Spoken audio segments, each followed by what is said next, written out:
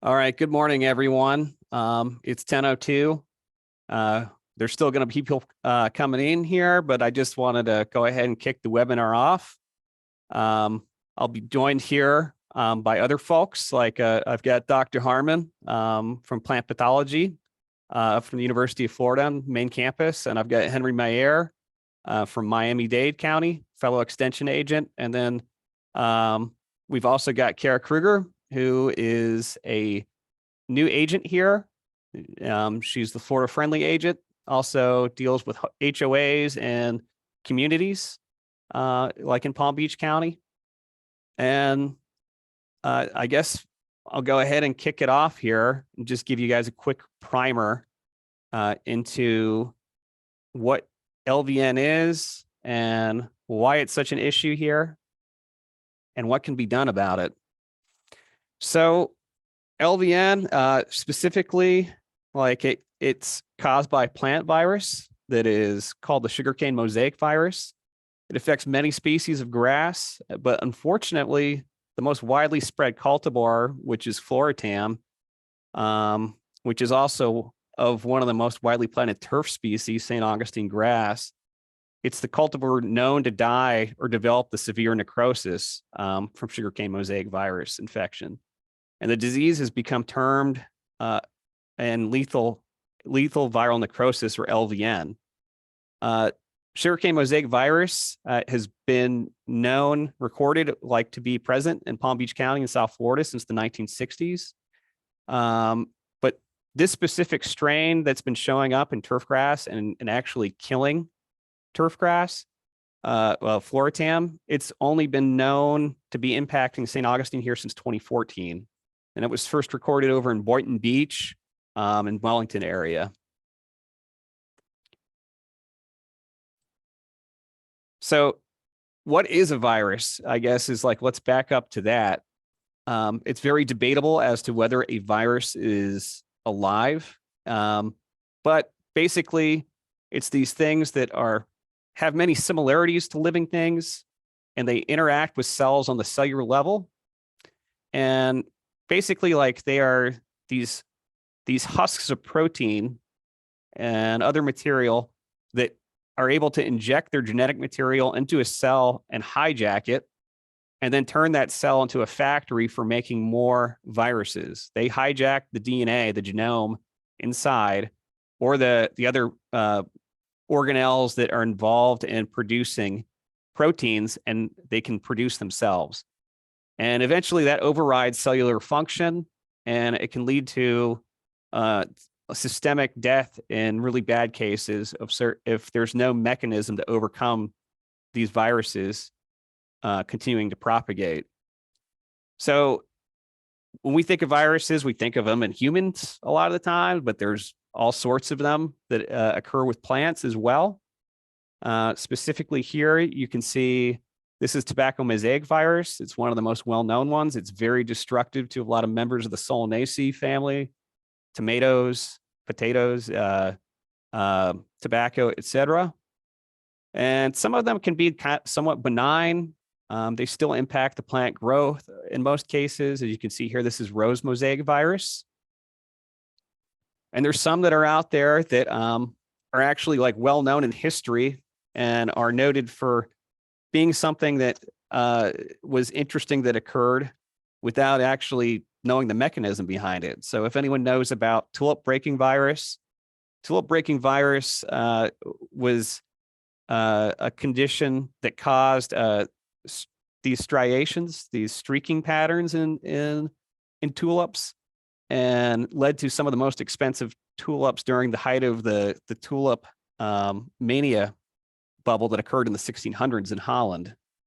So it wasn't genetic. They couldn't figure out how to replicate it in a lot of cases, but it does impair the growth of the tulips as well, although it might not be lethal. So Floratam, it is one of these viruses that we have for plants, and unfortunately, it does negatively impact the health of a lot of them, and it can be quite lethal in a lot of cases. As I noted, it's the most popular. It's impacted the most popular cultivar of the most popular species of turf grass with the St. Augustine. And fortunately, it's really only lethal to Floratam though. But, you know, unfortunately, it is the most widely used grass.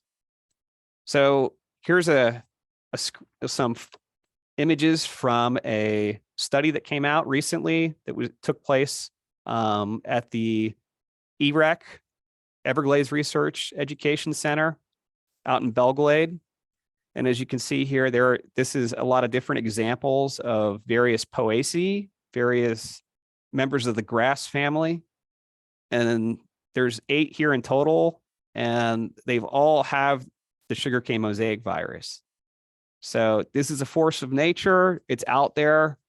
There's not really any getting rid of it. There's no cure for it, and it's not likely to go away at any point either. And as you can see here, here's the St. Augustinegrass and E and F.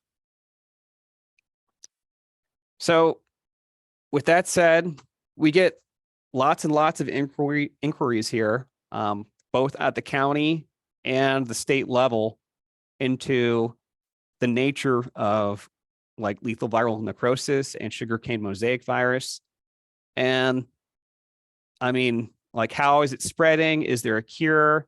Are there alternatives? And we get brought in a lot of times to try and, I mean, when there's an outbreak, to try and like offer these answers. And fortunately, we've got a pretty good, like decent website with all of those resources available. Dr. Harmon and Henry will be covering a lot more of these questions in detail here with the remainder of the presentation. But I just want to direct you to these resources that we're here. We can answer this in person, but like I mean, in terms of communicating all of this, like this is going to be the best, most efficient way to do it, because there's only 2 of us here in the county. There's only one Henry, and like Dr. Harmon's got a plant clinic to run for the whole state. So it can be difficult to outright catch us a lot of the time. And this is a good surrogate and can cover a lot of the important information that's out there. And it's important, you know, to also talk to your landscapers, that we try to also bring up to speed on all these issues as well. But I just want to spend 1 second here and talk about the human side of this. And I think that there's something to be said about why is this happening to me is something that gets brought up a lot. And people have to make sense of this individually. It can be a costly disease to manage for homeowners. But you have to get to the point of accepting it.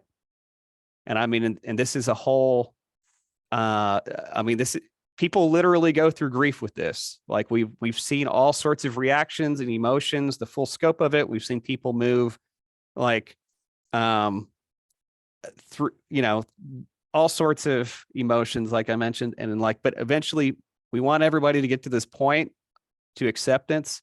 And once you're there, then we can talk much more in depth about like, what are the things that are the options that are available for management. And I think I also just want to point out here that it's, you know, besides all this, going through all the stages of grief, please be kind to others. Like you'd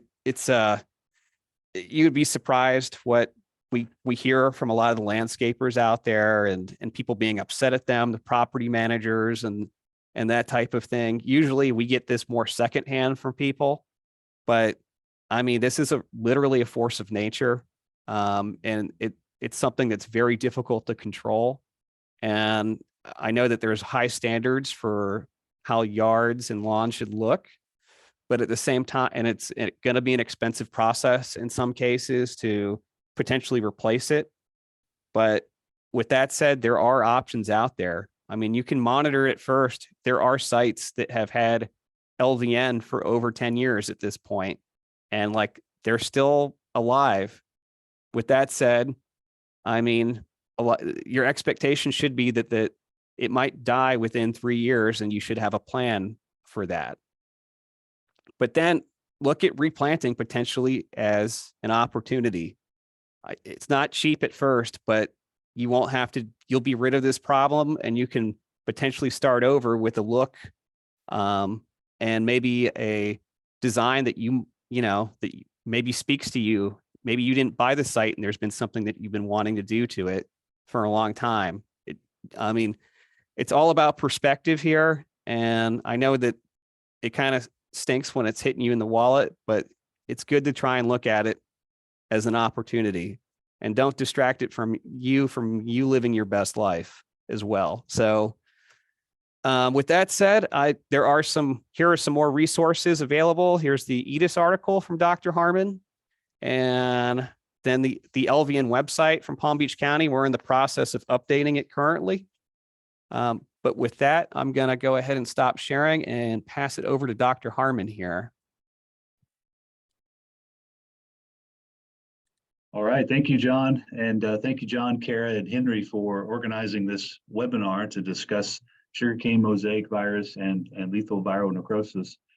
The objective today is to go over some of our recent developments, give an update on the virus, the diseases that it causes, some of the management options that we have available to us, and how some of these other grass choices are doing in affected communities as they progress through the years now of replacing Floratam. So I'm going to share some slides here for visual reference. Can you give me a nod, John, if you're able to see that? It looks okay? Okay, good deal. So first, my name is Phil Harmon. I'm an extension turfgrass pathologist with the University of Florida. I am stationed in Gainesville, but I have statewide responsibilities for turfgrass around the state of Florida and specifically the diseases that can affect them. We have a lot of different diseases that can affect turfgrass. This is really the only viral disease that we deal with in turf. And so that means that we have some specific challenges there due to a lack of control measures, as John had alluded to. Viruses are difficult to control. We don't have the type of chemical pesticides like we do for fungal disease. So let's jump in here and talk a little bit about what this thing is. John talked a little bit about the history of mosaic disease. It has been around since the 1960s in the pasture lands of Florida and sugarcane growing areas, and it really did no one any harm as far as home lawns or affecting the aesthetics of turf grass within the state up until 2013. So it's a virus that's been around. There's been a change, a new strain development, and so we'll talk about what that is, what lethal viral necrosis does so far in our observations through the many different communities affected. I'll talk very briefly about research to date, and then I'll have some additional slides at the end. I can answer any specific questions there, but I'm going to focus on some of our updates and management steps, how to prevent and or slow spread of this virus as best as we can, sourcing LVN resistant varieties, those that will not die from LVN. That's a little bit trickier than it sounds, even when you have the name of the grass that you want. And then when and where to install. Frequently asked questions about specifically, how do we deal with this once it affects our lawn to the point where we want to do something, we want to change something out, when and where do we do that and how? Viruses are pathogens. We all know all too well they can be pathogens of people. They can also affect plants. And when they affect plants, some of the same things hold true in that we don't have antibiotics. They lack good management options, and they're difficult to deal with. The way that viruses have been dealt with in agricultural crops is to introduce host genetics or new plant varieties that are resistant to the viruses that can cause them harm, such that we're able to coexist the virus, the crop plant, but still produce what it is that we're trying to grow from our plant crop. In this case, we're talking about turf grass, and our crop is a lawn that looks nice. It has a pleasing aesthetic for our communities, for our home landscape. And so that is our product here, and you'll see some consistent themes run through this presentation as to what we can do about it. Also applying to agriculture, that's where we get a lot of our ideas from agriculture to try to apply into the turf grass systems. And so host genetics are where we're going to focus most of our management discussion on. The disease mosaic was known before the sugarcane mosaic virus was characterized. Viruses can be very divergent in what they do to different hosts, and this one's no exception. John showed some pictures of different grass plants infected with this virus. It can infect several different grasses, grass crops, and causes anywhere from a very mild symptom that's difficult to detect to what we're seeing in Floritam St. Augustinegrass, which is causing fairly widespread death, reduction of the turf grass quality in our lawns, and what we're calling lethal viral necrosis. So this has occurred since 2013 in Pinellas County in 2014, and it has not went away. The last 10 years we've been dealing with this. It's continued to spread, and I'll talk a little bit more about where this occurs within the state of Florida. It is not affecting every lawn or every community within Palm Beach County or within these other counties that I'll describe as having dealt with this problem. It's sporadic in its distribution. Generally, when it is introduced into a community, it spreads pretty readily throughout the community when certain conditions occur. We'll talk about what those are and what it means for the communities that we've been dealing with and trying to help through this difficult disease issue. So this is a mosaic symptom, and the virus that causes mosaic is called sugarcane mosaic virus. That's the name of that virus. It causes two diseases, mosaic, which has occurred since the 1960s, that still occurs in St. Augustinegrass other than Floritam today, and doesn't really cause us much of an issue as far as a concern for our lawn. Our lawns can have mosaic disease, can harbor sugarcane mosaic virus, and it does not cause us any problems or any harm beyond a curiosity of these yellow broken lines within the turf grass blades. So nutrient deficiency can have a yellow look as well. Those generally run the entire length of the blade. They're not as random or blotchy as these yellow symptoms of mosaic on St. Augustinegrass. This is as severe as the mosaic disease gets on most varieties of St. Augustinegrass. It doesn't progress beyond this. It stays as a yellowing. Not all of the leaf blades or the plant shoots of turf grass are affected within a lawn that has sugarcane mosaic virus. So you may have to look around and only find 1 to 10% of those blades showing this yellow broken line symptom.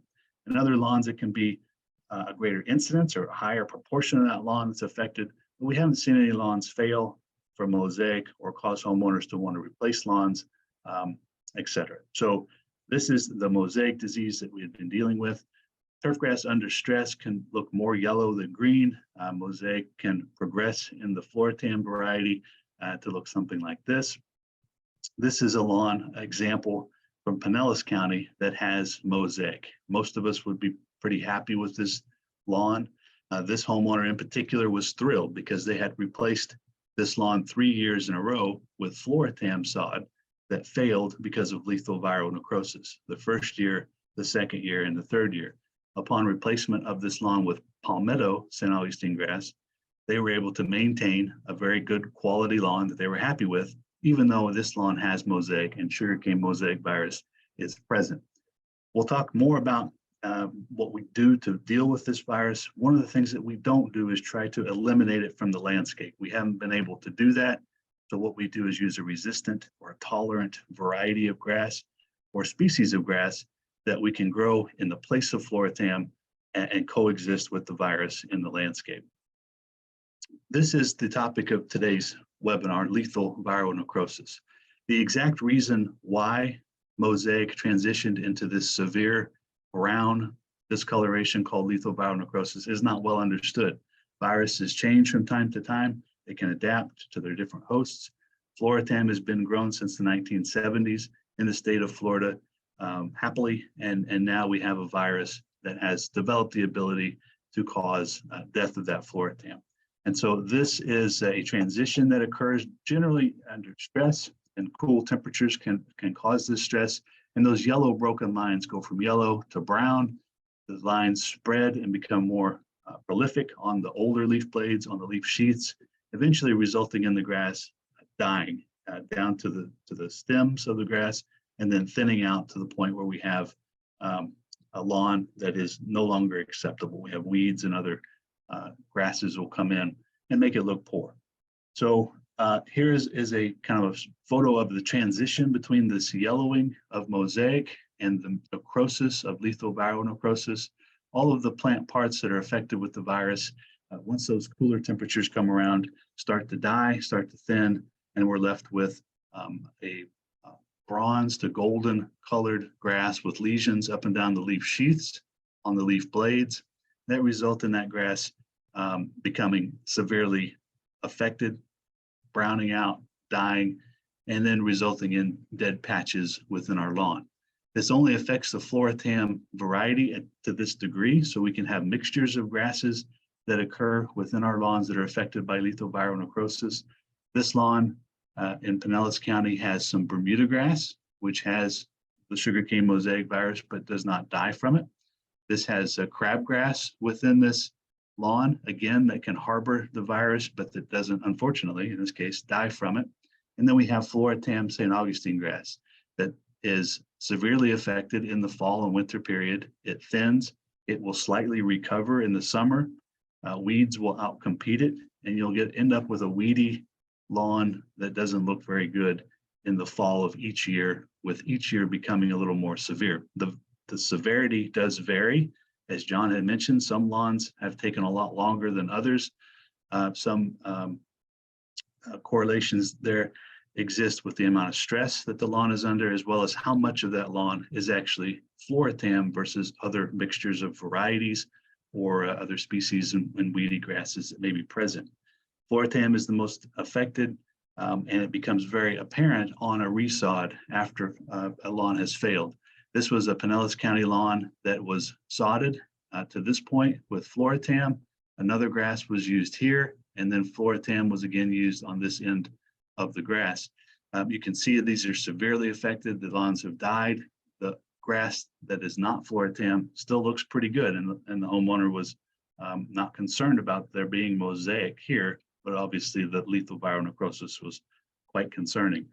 On that resod, the redevelopment of lethal viral necrosis on that stressed turf that's been harvested from a sod farm and installed tends to be much more severe and quick to decline, such that in the first year after installation, we frequently see sod fail and a resod second time be required to deal with lethal viral necrosis when, again, Floratam is selected for that resod. So part of our objectives here at IFAS is to help folks efficiently and effectively deal with diseases. Some of the things we want to prevent, and you'll hear this throughout the presentation, is don't use Floratam to replace these lawns that have failed due to lethal viral necrosis, because they'll fail again, requiring additional inputs, costs, and impacts.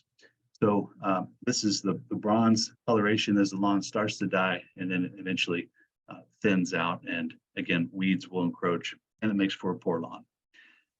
So it's important for us to understand that viruses can cause different diseases, and in this case, sugarcane mosaic virus, the name of that virus is sometimes abbreviated SCMV, causes both mosaic and lethal viral necrosis, which are two different things. Mosaic in the variety Floratam can develop into LVN. It can become severe. Other varieties of St. Augustinegrass like Citra Blue or Palmetto do not develop LVN. They will stay infected with mosaic. It will be very mild and it doesn't kill the grass. Both of these concepts, mosaic and LVN, are caused by that same virus and that same strain, and they're sporadically distributed, as I mentioned, throughout the affected communities. How do we know what's causing this? How do we know this information that I'm presenting to you? In short, it's because of research that we've done over the last 10 years to determine what's the cause of these two diseases, what are the triggers for this disease on Floratam to transition from mosaic to lethal viral necrosis, and what are some of the options that we can use to replace Floratam when their lawns are affected. And so I'm going to skip over this. There's a previous 2 webinars available on YouTube through Miami-Dade YouTube channel that go into some of this research and the metagenomic analysis that we did to identify the virus throughout the state, and also some additional information on testing different varieties to develop and come up with these recommendations that I'm going to go through and focus on today. Where is lethal viral necrosis occurring within the state? Initially, it was discovered in Pinellas County, and there were, at the time of discovery, hundreds of lawns already affected, so it had been there a couple of years at least. Lawns in that county, as with most of the lawns throughout the state, start to die or become sick in September to November timeframe, and then that disease progresses and becomes worse through the February, March timeframe when we get warmer temperatures and start to see a little bit of recovery. The outbreak in Palm Beach County in 2014 spread across the county and then to neighboring counties fairly quickly, such that we moved all the way up into Vero Beach. It moved down through the Keys within a few years. And just this last year, 2 years, it has reached Lee County and is a problem in Fort Myers and some communities there. As far as development of the distribution, we did have 2 samples from 2 different lawns within St. Johns County in the Jacksonville area. That's a pretty big jump from Vero Beach up. We're still working on confirming that and trying to determine where that virus might have come from. It's difficult to do post-mortem sorts of analyses on where these viruses come from. It seems to be fairly random as to where this particular strain has developed and how it's being introduced across long distances. We'll talk about short distance spread more here in the next couple of slides. So the rate of spread of this LVN and this sugarcane mosaic virus rates depend on the scale that we're discussing. So by scale, I mean from county to county, the spread has been fairly slow. 10 years it's taken for it to move from Palm Beach County down through the tip of Florida and then up through Fort Myers. Within Pinellas County, it has moved fairly slowly, such that we only have a couple of samples from Hillsborough County still being confirmed to date. It hasn't made the jump across the bay there. So it's been fairly slow from that perspective and that scale. Community to community has been very erratic. Some communities early on had problems with LVN. Those neighboring communities maybe took 5-6 years before it showed up. And so movement into the communities has been erratic. Once it moves into a community, the lawn-to-lawn spread becomes more predictable. It's more rapid. And it's generally the case that where we see lawns that are affected, there are 2 to 3 lawns on either side that are affected more than you think or more than you know, or more that are showing symptoms. So lawn-to-lawn spread occurs by mower, and we'll talk about that specifically in the next couple of slides. But this disease, this virus does have a period where it infects lawns but doesn't cause symptoms such that we can find infected lawns beyond where the symptoms are showing. That makes it very difficult for us to identify which are infected, and then control measures become also difficult when the only really way to get rid of this is to kill the grass that harbors that virus. So typically what we're seeing for progression is within the first year, we'll see a detection. Homeowners will notice there's a bronzed patch of thinning turf. Within year 2, that patch will expand to include other areas of the lawn. Within year 3, it's generally widespread, and those first 2 patches that were identified in the first 2 become more severe by year 3, and the floratam will start to thin, look aesthetically unpleasing, and then at that point, generally replacement or some other management option is desired by the homeowner or by the homeowner community. So the rate of spread specifically from lawn to lawn varies by the type of lawn. Unfortunately, the high quality monoculture floratam lawns that we prize the most and that look the best within some of our highest maintained communities have been the hardest hit, particularly where we have, again, just that one grass being grown and being very well taken care of. Those are the areas where it's noticed first and where the disease really takes out that floratam variety, leaving nothing behind but the weeds. Other stresses besides this low temperature exposure in the fall can increase the severity of the disease, can make the disease worse, and can make timing of symptoms a little bit unpredictable. We've seen a few outbreaks in summer affected by drought stress and by salt stress, but by and large, the most common time for this disease to show its ugly head and to spread has been the fall and winter of the year. You get a lot of questions from communities when it's first detected in the community. What's going to happen in my community? What are we going to have to do? And Yogi Berra is famous for some of his quotes, and it's tough to make predictions, especially about the future. It's difficult to make predictions exactly how the disease is going to spread through a community, but we have a lot of experience now and anecdotal observational information about how this virus has spread through other communities, and we've been sharing that information and helping folks to deal with what is likely to come and the patterns that we have seen to be most common. Understanding how the virus works helps us to understand how it spreads and how we can prevent that spread. And viruses have to multiply inside their host. They can't survive outside the host. They can't survive in soil or water on their own, only in the moist plant sap of St. Augustinegrass. That limits how far this virus can be spread on equipment, on shoes, on pets, because really we have to have a grinding of this infected material, moist plant sap be carried to a new area and then ground into a healthy lawn. So we haven't seen widespread fast movement of the virus on what we think is equipment, because the equipment typically dries between communities, lawn to lawn. However, we see these mowers picking up grass, grinding up that grass, releasing the plant sap, and then the tires can spread it from one lawn to the next.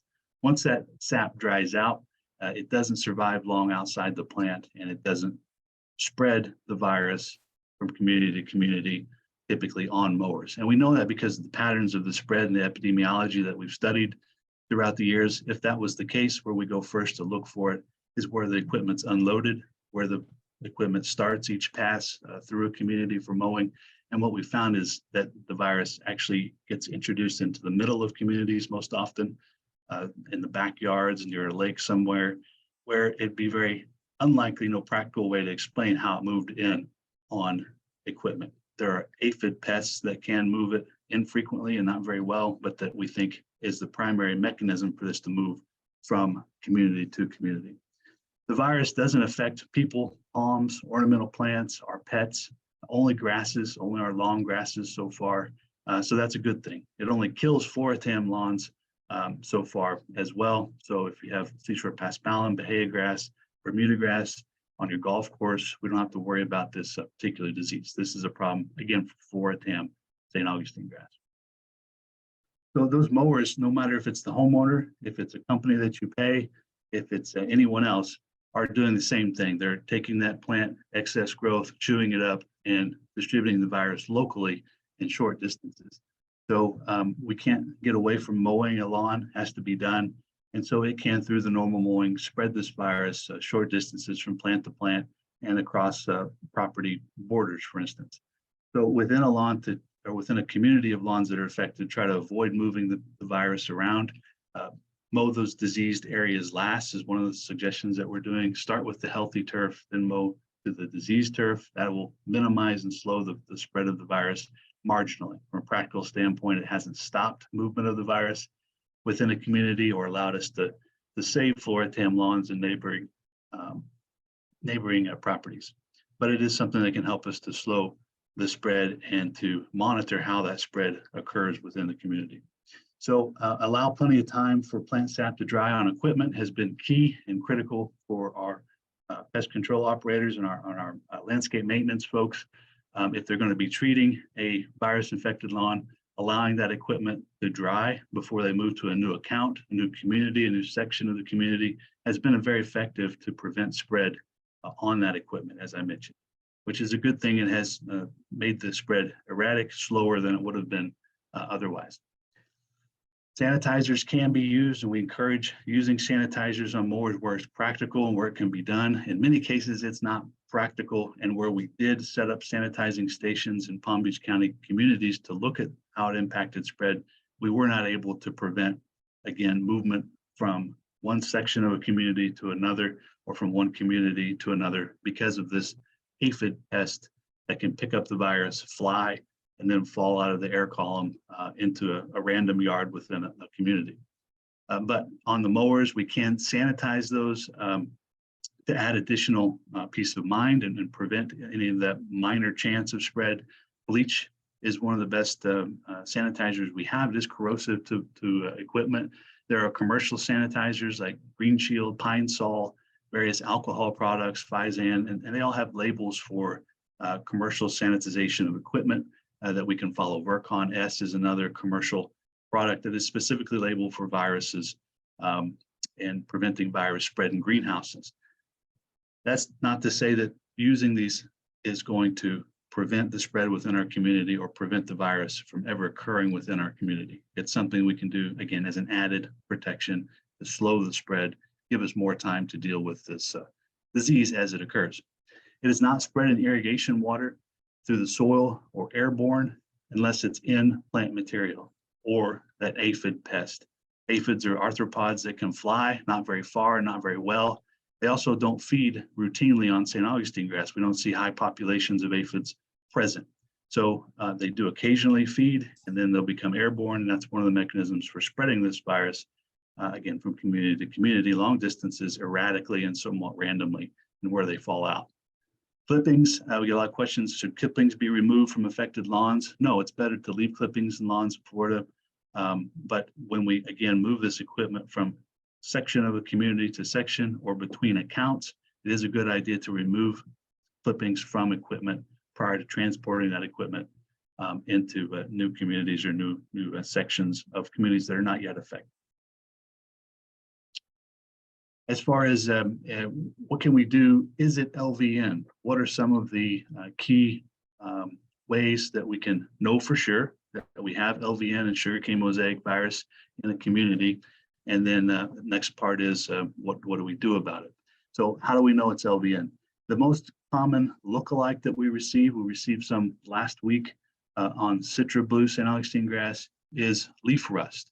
Leaf rust is a fungal disease. It's pictured here to the right. They have little brown lesions that can sometimes run together and cause the grass to look a little bit yellow. It affects Citra Blue St. Augustine grass as well as many other St. Augustine grass varieties, including Floratam, and it can occur on Floratam that is dying from LVN as well. It produces these pustules or blister-like lesions, and the way to tell this apart from LVN is to use a magnifying glass or a hand lens and look for those pustules, those blister-like eruptions out of the top side of the leaf of the St. Augustine grass. I'll show a picture of what that looks like. Leaf rust is generally not severe. It can indicate that nitrogen fertilization level is a little bit low. It does not generally require fungicides. It'll go away on its own as we get some warmer, better environmental conditions for grass growth and development. So this is a couple samples we got last week, and when we separate the Citra Blue and the Floratam has LVN, the Citra Blue has rust, but from a distance they can look pretty similar. You got a bronze color, you got lesions that are necrotic on both grasses. So what we do in the lab is we take a closer look. This is on the left, the Citra Blue, most affected leaf blade that we had, and the one on the right is the Floratam with the LVN. When we look at them closer with a hand lens, we see that on the left here we have rust. These little blister-like pustules erupting from the surface of the leaf tell us that this is fungal in nature. The little black and red or brown spores are coming out of those pustules. Over on the right, we have LVN on Floratam, and we see that those are sunken lesions. They're not producing any spores. And so this is viral in nature, not the same thing, even though from a distance, holding them in your hand, even they look quite similar. Here's a close-up of some of those pustules showing some red spores as well as some black structures within those pustules that are pretty common to occur in St. Augustine grass with leaf rust. So if you see this, it's not LVN, but again, we can have co-infections of both rust and LVN. How do we know then if we have both or one or the other? And in particular, how do we detect the sugarcane mosaic virus? So there are two different terms here, detection versus diagnosis. In the lab at Gainesville or the lab at Homestead, what we use is either an ELISA test or a lateral flow test, similar to those home tests for COVID that allow liquid to pass up a column laterally that carries the virus. If it's present, you see a color change on your lateral flow, or in this case, on the right side of the screen there, a color change within our ELISA well.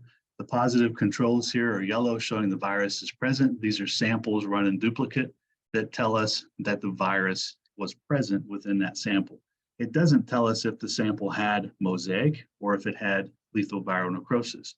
Diagnosis of the disease is based on first a positive detection, the virus was present, and then second, what are the symptoms that that particular grass that we're talking about were showing? If it's a yellow mild mosaic symptom, then it has mosaic disease. If it's transitioned into a necrosis and a thinning of turf on Floratam, then it's lethal viral necrosis. And there are different levels of service that we offer within our diagnostic labs to either detect on its own or detect and diagnose whether we have lethal viral necrosis or mosaic in samples that can be submitted through your county extension office or directly to one of our UF labs. Once we have a positive detection and we know that the Floratam is suffering because of this viral disease, what now? You'll see this one on the next 4 or 5 slides. Do not regrass with Floratam. That's the most important piece of advice that we can give at this stage. Once it's present and it's killed our lawn, don't put Floratam back in because it will fail again. This has been one of the most consistent observations that we've seen since 2013 and since the discovery of lethal viral necrosis. The 2 varieties that we are recommending at UF are Citra Blue, which is a UF variety recently released, and Palmetto, a variety that's been on the market for a long time that we know a lot about.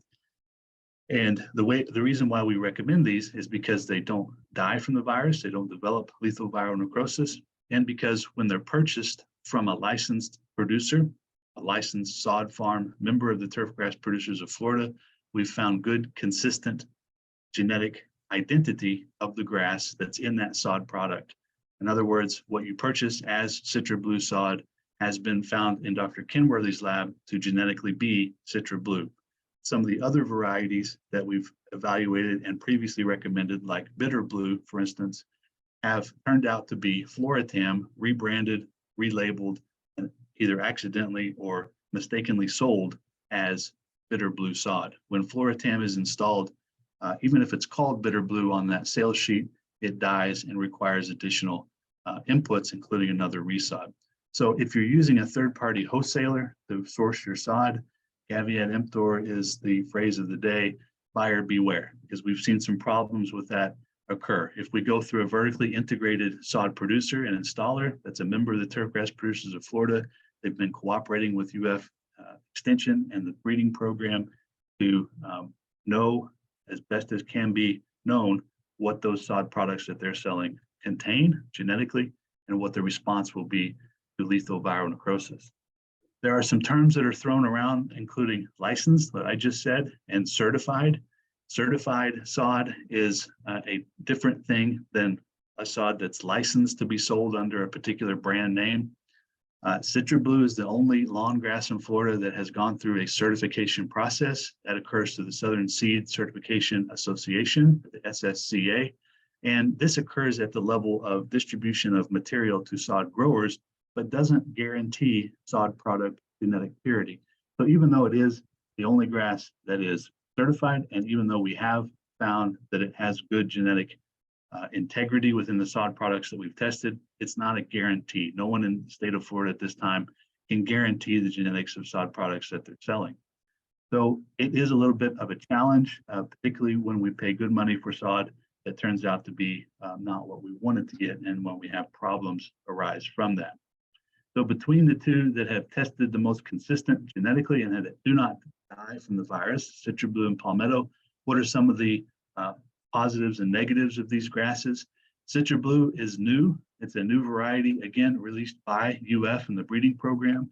Because it's new, we have limited time in the field for evaluation. So far, we have 4 years now of lethal viral necrosis data as far as observational data goes.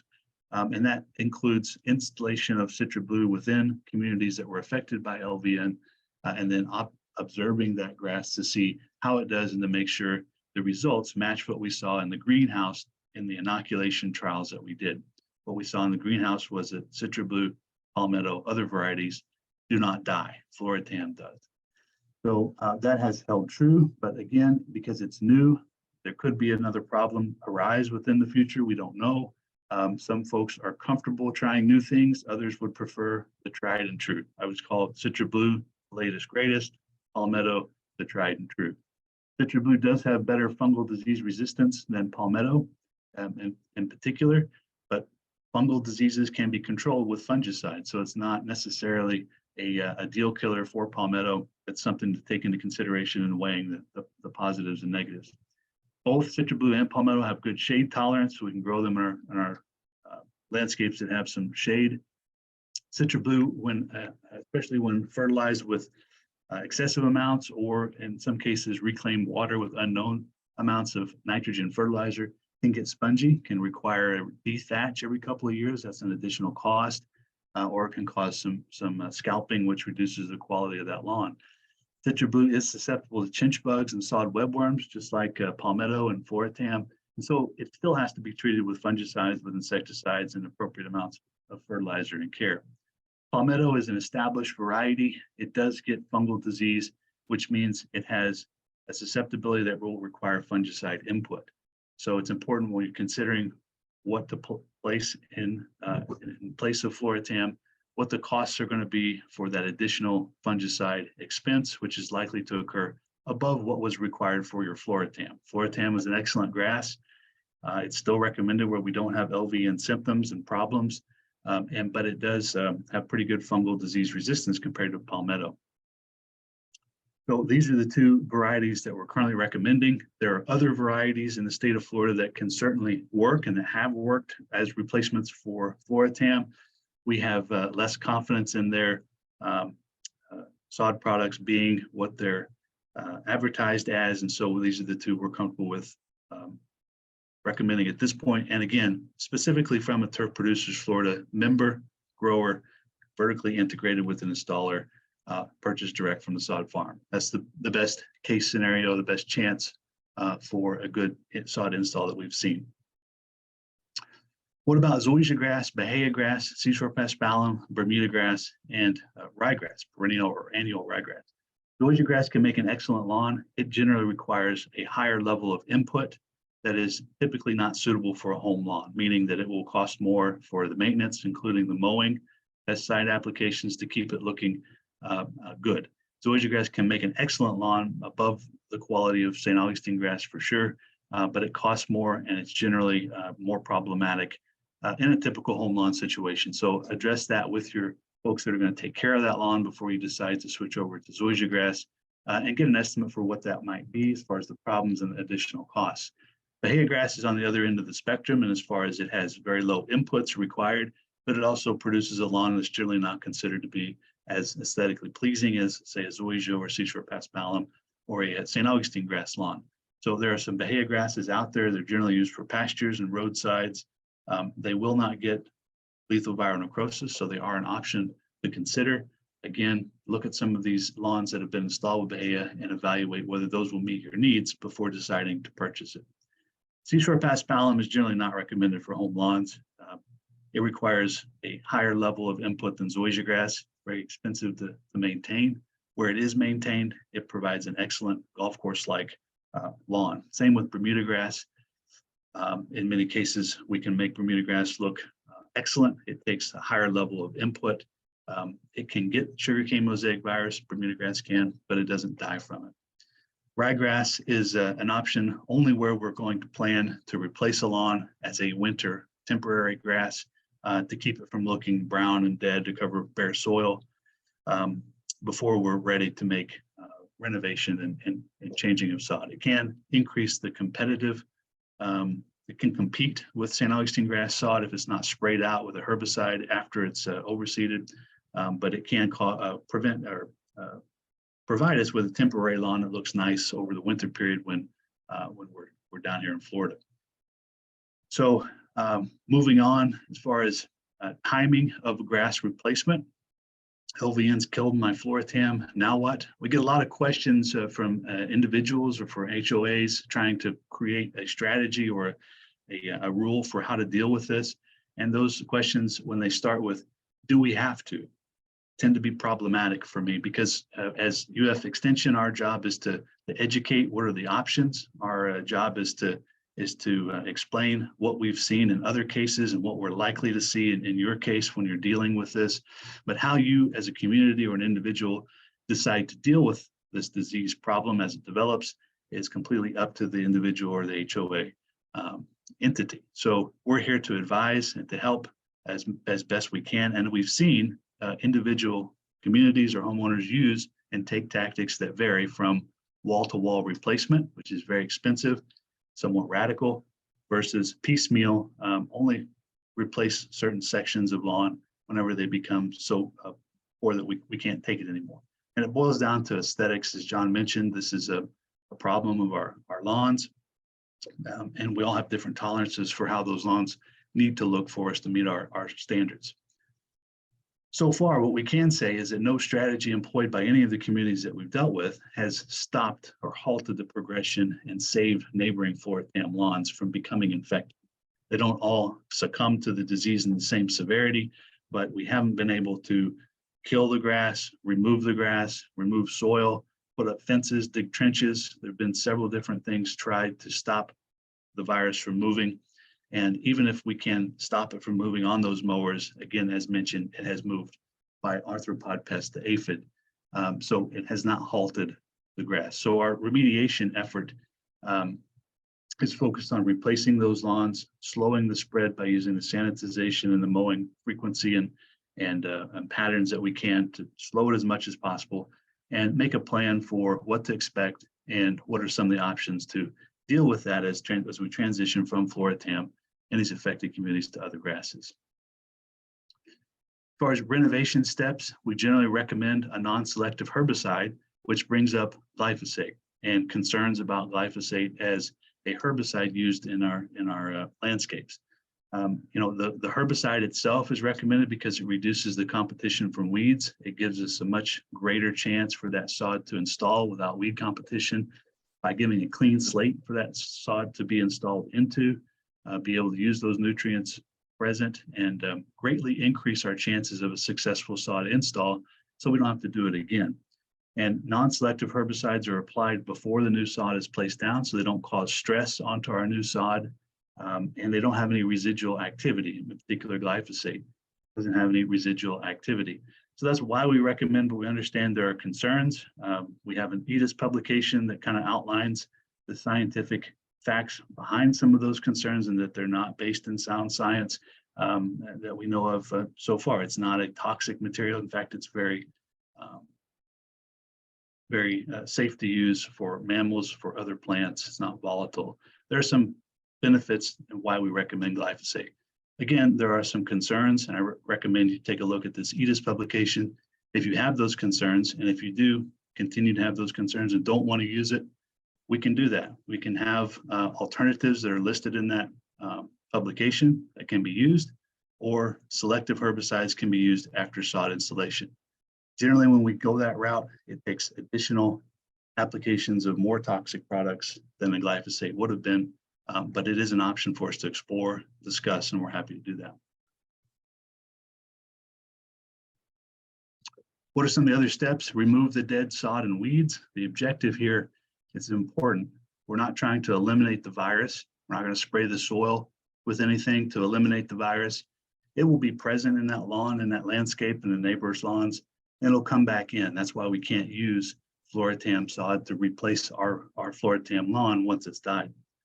Our objective is to provide a good soil bed to increase the chances of those sod survival by removing that dead sod and those weeds, and then again using that herbicide. We want to level the lawn area to ensure proper drainage and a smooth surface for installation of our sod. And we want to do an irrigation system audit or check for good coverage, proper function, so that our sod can be kept from drying out because it'll die, or from being overwatered because it'll get disease and suffer as well. So a good irrigation system audit, removing dead sod, slightly contouring, make sure we have a flat surface to install, are steps that we use for installing these other grasses besides Floratam in these affected lawns to increase our chances of success, reduce our chances for additional inputs being required next year. Proper post-install care is important, just like with any home lawn renovation. We want to manage after the install the insect pests like chinch bugs and sod webworms, manage fungal diseases in those first few months, but in particular after installation when the sod is stressed, with fungicides, use minimal herbicides as required, and then follow IFAS recommendations for our fertilizer applications and the rates and timings of those. Mowing height and frequency are very important for us. We can't scalp our grass and expect it to do well, and we have to maintain a regular mowing schedule as well. So again, to kind of summarize here and wind down a little bit what we've been talking about, LVN affects our lawns. It makes them look poor, it makes them suffer, and we have options. When we resod lawns with palmetto or citra blue, they will get mosaic. They will continue to have sugarcane mosaic virus, but they look like this lawn, which is very good. Most people will be very happy with this lawn, as opposed to a Floratam lawn resodded with Floratam, like was the case in this lawn, where in the very next year that Floratam sod failed and it had to be done a second time. So avoid Floratam by selecting a variety, getting that variety from a Turfgrass Producers Florida producer, having it installed, and then taking proper care of it after the installation will help us to get back to the point where we want to be as far as the quality of our lawns with the minimal amount of input and cost. Still extensive and a lot of cost, but the minimum amount required. For our landscape maintenance folks, we've been telling them to try to keep the virus out of your accounts. You don't want to be the source of movement, and to do that, sanitize your equipment between accounts and communities where possible, and in particular, allow that equipment to dry between accounts when you know you're mowing a community that has LVN. Wait a day, allow that equipment to dry off thoroughly before you move to a new account. And we've seen that work very well. We haven't seen, again, movement on the mowers that we've documented. When it comes to community spread, lawn to lawn, yes. Low infected areas of communities last. This tends to reduce the titer of the virus that's being spread around and help slow the spread within a community, anecdotally, observationally. Educate HOAs and homeowners of the properties that you're dealing with about the disease, about IFAS, how we're here to help to understand what's going on, and why fungicides and insecticides don't help in an LVN affected lawn. A lot of times when we have a lawn that starts to look poor, the homeowner or the community will say, spray it with something. And we can do that, but in this case, it's important not to, because it won't impact the final outcome of this viral disease, to treat other diseases and insect pests that may also be occurring. So knowing it's there, knowing what to do, and knowing what not to do helps us to, again, efficiently manage and deal with this disease problems. For our pest control operators, we've been encouraging testing to back up what they see as far as symptoms, and not to waste the money or the hopes of homeowners with fungicides, with insecticides, etc. And then rumor control. County faculty, within UF IFAS Extension are here to help with rumor control. If you hear something that doesn't sound right, we're happy to give an opinion and to share our thoughts and our experiences with this disease. A lot of folks, when we install that Floratam sod back into a Floratam lawn that has died, we see it die very quickly. And the jump there in logic is what came with the sod. This sod has failed, and it's because it came with the sod. But that's not the case that we've found so far. We haven't found any sod positives on sod farms. So although it looks like that sod is dying very quickly, and it comes from virus that remains within the lawn. So educate employees and don't bring that rip out material back to the farm is some of the advice that we've been giving to the sod producers. I'm going to put up some contact information here from my office phone, my Twitter handle, email, Facebook page. I'm going to turn it back over to John and Kara and Henry, and then we'll have plenty of time for questions, I think. And I have, again, some additional slides if there's specific questions about the research, land research, etc. So thank you very much again to John, Kara, and Henry for organizing this, and for you for coming and for your attention. Thank you very much. Thank you, Dr. Harmon. Yeah, it's been really valuable having you here from the very beginning of this being an issue. And yeah, we're looking forward to some Q&A time here. So are you there, Henry? You ready to take over? Yeah. All right. You able to use the share screen? Let me try to restore. Yes.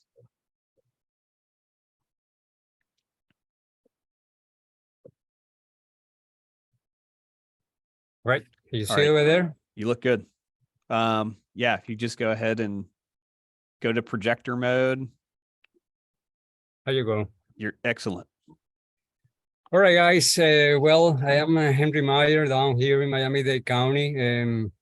I don't know what else I can say. I mean, you have all these, previous talks. They cover a lot of material here.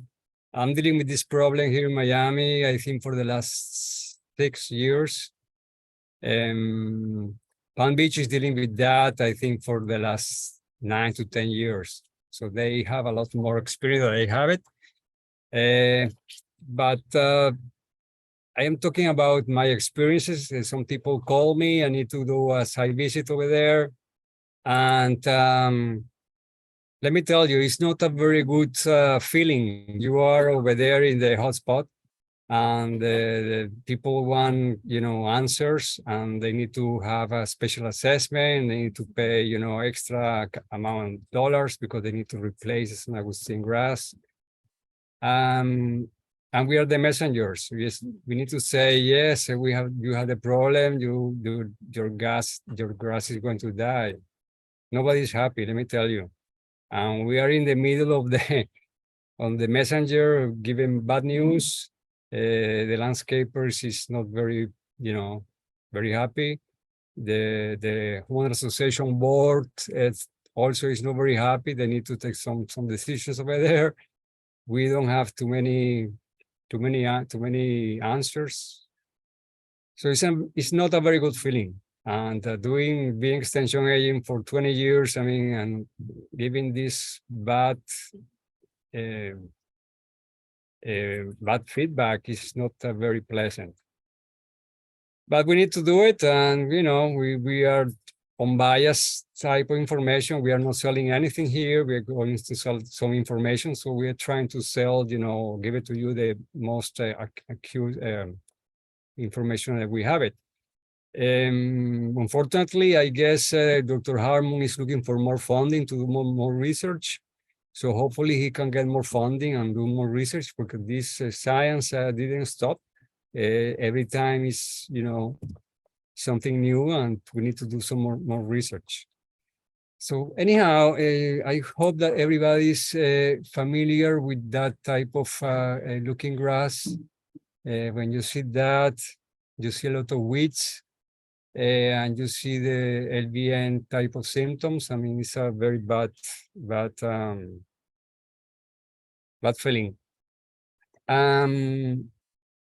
Grass is aesthetic. I mean, I am learning from many guys. I mean, every time I go to a homeowner association, the feedback is different. Some guys say, I can live with that. I have no problem. Other guys says, no, this is not, I cannot live with that. I need to do something. So the answer will be different depending the level of, tolerance that the homeowner association has. And that's tricky, because again, grass is not beans or tomato or cotton. This is different aesthetic. So we don't eat grass. So it's only aesthetic. So that's the whole issue. So I took these photos December 18. The only year is missing here is 21, and this was the COVID, so we didn't put this. This is in Kingsgate, the Homeowner Association in Homestead. And you can see in 2018, you can see the mower, trucks over there. So you can see, let me see if I can show you this here. All right, so you can see the trucks here. Can you see the laser over there? Right. So 2018 was a little suspicious over there. Nobody believed what little viral necrosis was. Not too much information over there. So as if you remember, John, first slide, I mean, deniers. I mean, they no, I don't have that. I mean, this is you're wrong. Well, we take samples, yes, positive over there. 2019 was, well, I don't have nothing. I mean, my grass looks beautiful, it's green. I mean, you're wrong. I mean, this is not going to die. All right. I mean, are these still deniers over there? 2020, you are going to see a lot of weeds over there and very bare patches. So looks bad to me, but for some people say, well, I can live with that, no problem over there. Again, 2022, more weeds, but still the grass is alive, and this is what is a little tricky. Sometimes the grass die everywhere, and sometimes the grass is still alive. So we're talking about 4 years after this, the first, early symptoms, and still the grass is alive. 2023, we took this, last month, and many weeds. The weeds are green, and the grass is still green. But for some people, it's okay. They don't have the budget to remove everything and to plant, palmetto or citra blue. So they can live with that. And, everybody's different, and that's okay. All right. So moving on, again, it's never good to give bad news. And when you are in that type of scenario, here you can see a lot of, dead grass over there. This is a homeowner. It's the second time the guy planted Floratan. And yes, a lot of money. Grass is not cheap now. Everything is so expensive now. So again, don't plant Floratan. You need to look for palmetto, citra blue, or social grass, but don't plant the same thing. And you need to be very, how I say it, question when people say, yes, this is palmetto, where is it coming from? Because many nurseries, they have problems. I mean, many nurseries, they make mistakes, and you pay very, it's a very expensive mistake. So you can see here Floratan, you can see here the LVN over there. It's a little, die, a lot of weeds over there. So you have some successions over there. At the end, you're going to have a lot of weeds, because again, when you have it very open spaces, this is the perfect ground for which to germinate. So if you have this type of a scenario, you have the virus over there. So this is a huge property, again in Homestead. They identify LVN many years ago, but they are still, looks good to me. So they are still, still the grass is over there, is Floratan. But sometimes Floratan is not going to die. And I don't understand that. I mean, why sometimes die everything and sometimes doesn't die? So I guess this is a question for Dr. Harmon. I don't have the answers. To be honest with you, I don't know. You already see this one. This is in Pinellas County. Floratan is completely dead. No Floratan is okay. Floratan is dead. So again, the message is the same. Okay, how to manage? Dr. Harmon already talked about this one a lot, extensive. I'm going to add much more. But here, this is a plot in Palm Beach. You can see here citra blue. Beautiful grass. The green is a very dark green. The blades are smaller blades. So it's a beautiful type of grass. Here you have a palmetto. This is the same plot. This is amazing. They have a citra blue, palmetto, a Floratan at the same site. So palmetto, beautiful brown patch over there. Well, not beautiful, but beautiful for the photo. And so it's a great grass, but they have some disease problem over there. Citra blue is spongy, and we have this, and some people complain. It's very spongy. Touch touch production again. So I guess they need to do some touch removal. We are learning, this is a brand new type of cultivar, so we are learning how to manage that. But the general appearance is beautiful, dark green type of grass. Okay, another good source of information for you guys is the Turf Grass Producer of Florida website. Over there, you can find the vendors who sells, Citra Blue, Palmetto, or whatever you want to find. So they have a very good information over there. So take a look at the website. The vendors that they have it over there are very reliable. So again, try to do your work. Try to do research. Try to find a good vendor, because grass is not cheap. How to spread it? We already talked about this. The mower machinery is the one, the tires, maybe the blades. You can see here, the tires over there. So we already talked about this one. So what to do? Are you going to buy this electrical mower machinery and have this for every site? And I don't know if the technology is there now, but maybe it's an option in the future. If you have a huge account and you have these electrical mowers over there, maybe that's another option. These AC type of mowers are very expensive. So you need to be careful with the sanitation. I mean, you don't want to cause any rust to that machinery. This is a lot of money over there. So, I mean, every situation is different. Options in Palm Beach, we visited two different homeowner associations. One homeowner association is using Roundup. They are preventative. They are killing the thing, and they're going to replant with Citra Blue. Another association, they have it over there, San Augustinegrass, and they have a lot of weeds, and they're happy with that. They don't have no problem. And they are dealing with, in that association, they are dealing with LVN for 10 years.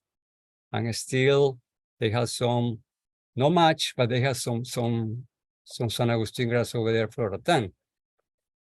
So again, every association is different. All right, when we talk about this one here, I don't want to spend a lot of time talking more about this one. But again, do your work. Try not to replant with Floratan, because Floratan is going to die again, and we really don't want you to, to waste your money. This is something very important. Some disinfectant. There is a list of disinfectant that you can use.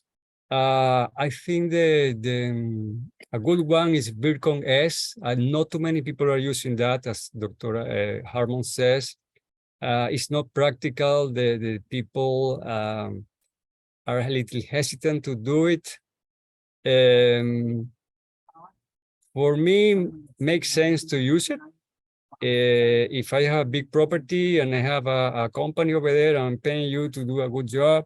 I mean, I have the option to say, well, you need to disinfect your machinery. So if you are in that stage of communication with your landscape guys, Virkon S is a good choice that you can use over there. There are many others, but be really careful about rust the equipment, because I mean that's a huge issue over there. So this is the label over there. Is used for disinfectant in industrial, animal, and agricultural facilities, effective against virus, bacteria, and fungi. So again, that's an option. It's a broad spectrum disinfectant. That's a question already were answered with Dr. Harmon. Irrigation is not a problem. It's not in the soil. It's not in the air. So be careful with the pest control guys. We have some anecdotal stories about the pest control guys who want to spray something. So be a little hesitant and a little, I would say, ask questions, because there is not any viruside that's going to, eliminate the virus over there. So pest control guys are in a tough situation because they pay them to control the problem. But in this case, they are in the hot seat because, again, there is not a product that control, LVN. So this is more or less a summary. We already talked about this one here. Bottom line, guys, there is not an easy answer for this one here. When you see the word lethal in any disease, that's bad news for everybody. I think communication is very important. Expectation is also important. Be honest with the client. If you need to say bad news, it's better to say bad news than to sugarcoat it and tell something that is not 100% true. So expectation, communication is very important. In this case, again, there is a lot of feelings over there. There is a lot of deniers. There is a lot of money involved. There is a lot of ego, character. So it's not only the science that is involved, it's feelings and it's another characteristics. We are here to help you guys as much as we can. We are the sandwich because we are in the middle of the homeowner association and the landscape, the guys, the professional guys, but we try to help, as much as we can. So this is my contact information over there. And let me stop sharing here. So we'll transfer to John. Well, I guess we've got 2 remaining items on for the rest of the webinar. We got Q&A, and then we'll basically have we'll talk a little bit about information needed from you all if you want to get CEUs. So I guess let's try and go for it here. We are at 11:20. We'll do 10 minutes of Q&A. If you want to shoot your question into the meeting chat, by all means, go ahead and hit us up. Thank you, Henry, by the way. Emphasizing the human aspect here. I mean, I can't overemphasize that. I mean, that's a huge part of managing it as well. So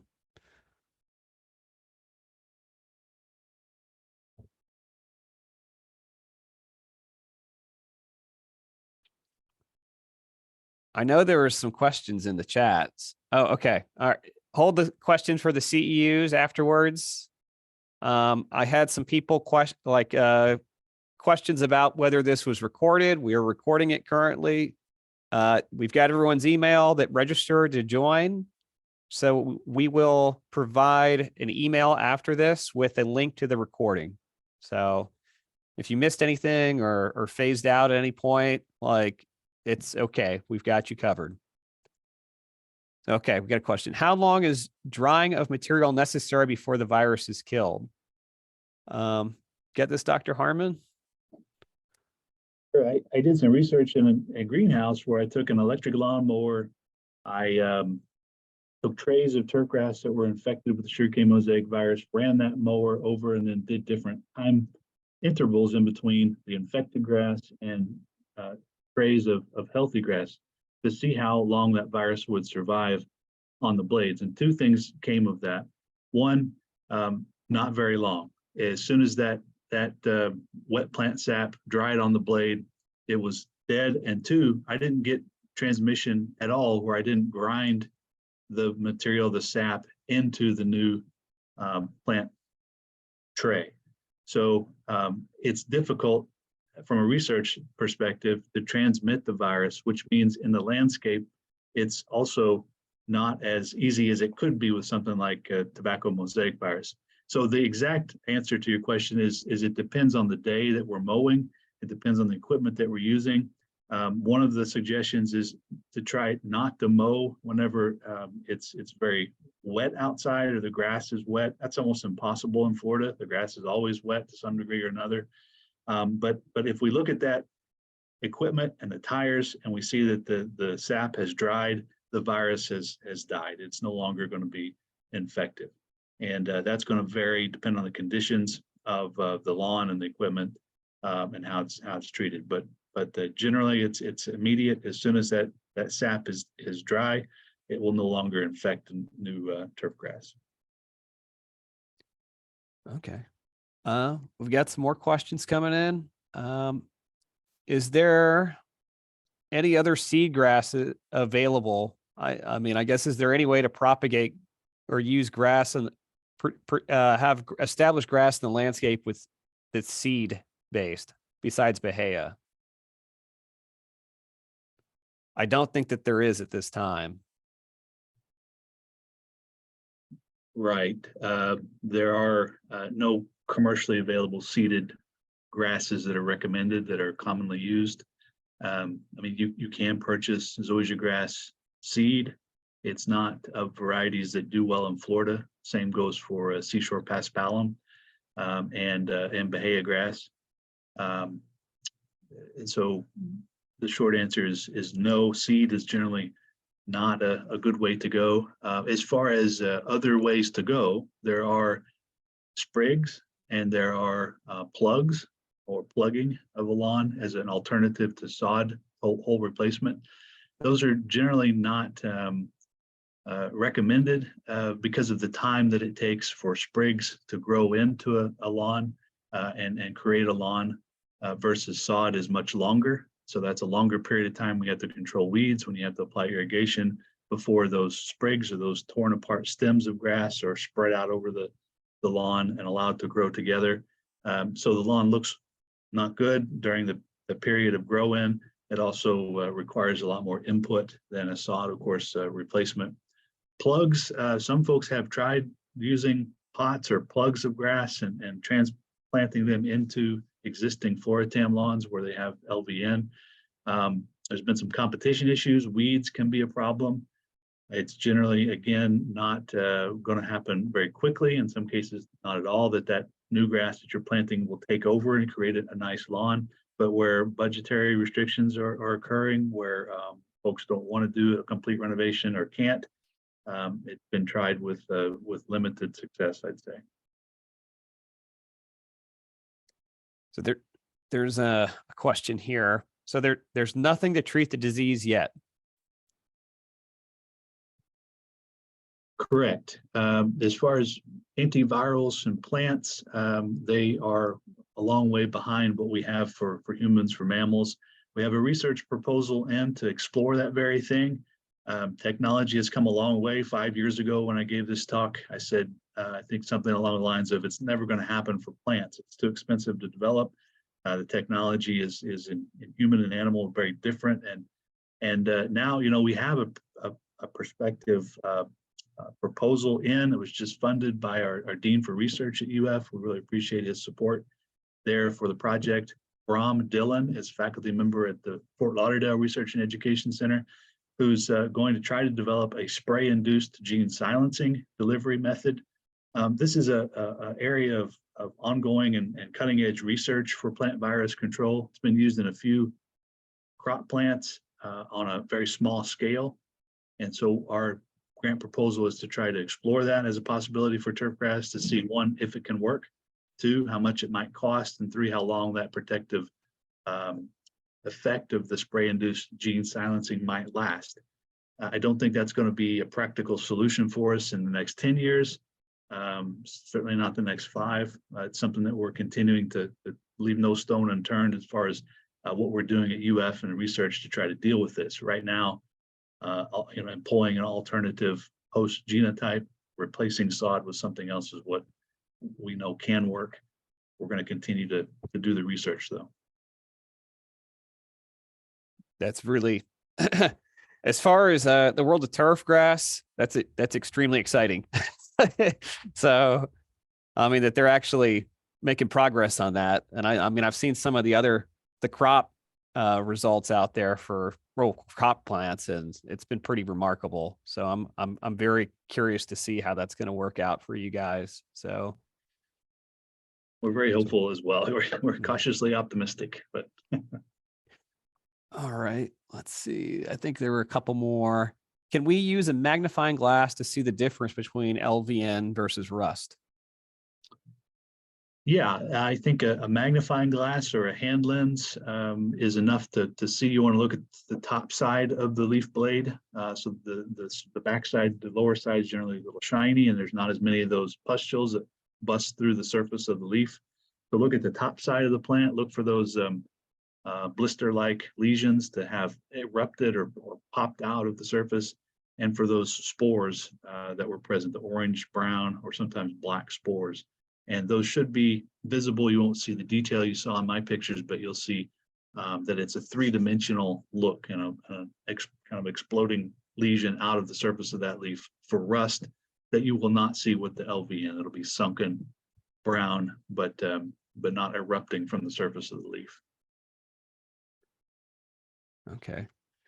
All right. I think we're getting close to wrapping up here. I'll take a couple more questions, but we're going to have to wrap it up, keep everybody on schedule. Let's see. Is there a means of what are the details on testing for LVN versus other types of sugarcane mosaic virus? Yeah, let me just touch on the detection assays and how that works a little bit more, and kind of explain what that is. So sugarcane mosaic virus is that tiny virus like John showed. It's a little protein wrapped around a nucleic acid. It can be detected from plants that may or may not show symptoms. So the detection is a yes or no, and sometimes how much of a virus is present within a plant. And that's all it does. ELISA is what we do for the $20 SCMV test only within the plant disease clinic. We run an ELISA in duplicate that tells you yes or no, the virus is present in that sample that you submitted. It doesn't tell you what disease that virus is causing currently on the lawn that you sampled it from. So in other words, you can have the chickenpox virus within your body, and you can have a test run at your doctor's office on a lateral flow, or a COVID test at home on a lateral flow that will tell you if the virus is present, but it won't tell you if you have chickenpox or shingles. It won't tell you if you have severe COVID or if you have a mild case of what the COVID virus can do to us. Same thing applies with plants. We can know that SCMV is present, but it takes us looking at the turf, evaluating the symptoms. Are they a mild mosaic? Are they a LVN and necrosis? And how severe are those? To make a diagnosis. So we can detect the virus, we can look at the lawn, and that diagnosis is for the material that we're observing, not necessarily the whole lawn. As Henry showed, there can be lawns that show some LVN in some areas, some mosaic in other areas, and then be asymptomatic, even though the virus may or may not be present. So there's a disconnect there that wanted to stress between detection of the virus and diagnosis of the disease. In cases where we have communities that we know the virus is present, where we're seeing the disease, lethal viral necrosis, that ELISA test can help to confirm what we're seeing is associated with the virus. And what we see then clues us in on our diagnosis of whether that's mosaic or lethal viral necrosis. Hopefully that helped and not hurt, and the explanation of what those two terms mean and how we use them. The diagnosis part of a sample costs more. If you're looking at our forms on our website, whether it's the Homestead Lab or the UF Lab, detection only is the $20. We just run it to see if the virus is in there. Diagnosis is more, and we look at that for fungal disease. We look at the symptoms, and we evaluate what the overall disease condition of that plant is. And so that's $40 for the diagnosis there, and a different system. Okay. Thank you. Yeah, I know it's very technical stuff. I mean, and yeah, it may not be super important in terms of like, just, I guess really it's just important that like it's out there, the tools are there, and like, yeah, there are ways that we can detect and break that difference down. So I got a question here, and this is the final one.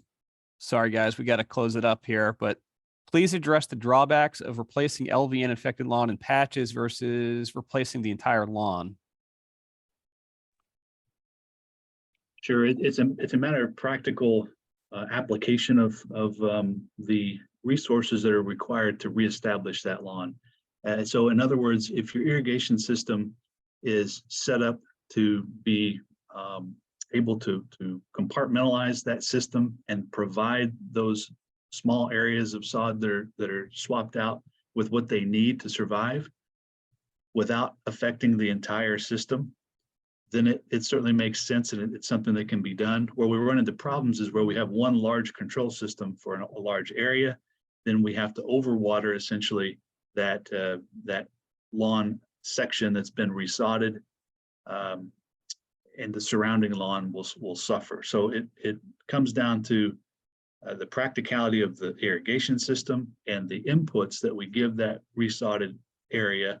Can we remember to specifically provide that new sodded area with the inputs and fertilizer, changes in pesticides if that's a thing. If we're using palmetto and it's going to require fungicides, we're going to want to put that there. If it's in the sea of a Floratam or a Citra Blue lawn, the rest of the lawn may not need it. So spot applications kind of become a practical difficulty to overcome. But the other, major issue with doing small sections is that we have a longer period of time. We have a juxtaposition of good turf that's replaced with turf that continues to suffer. So again, it boils down to an aesthetic and an ability to give the replaced turf the inputs that it needs to succeed while not impacting the surrounding turf negatively where possible. Yeah. I mean, ultimately it's up to the individual. So, I mean, and when your budget like is really a big factor in that as well. So,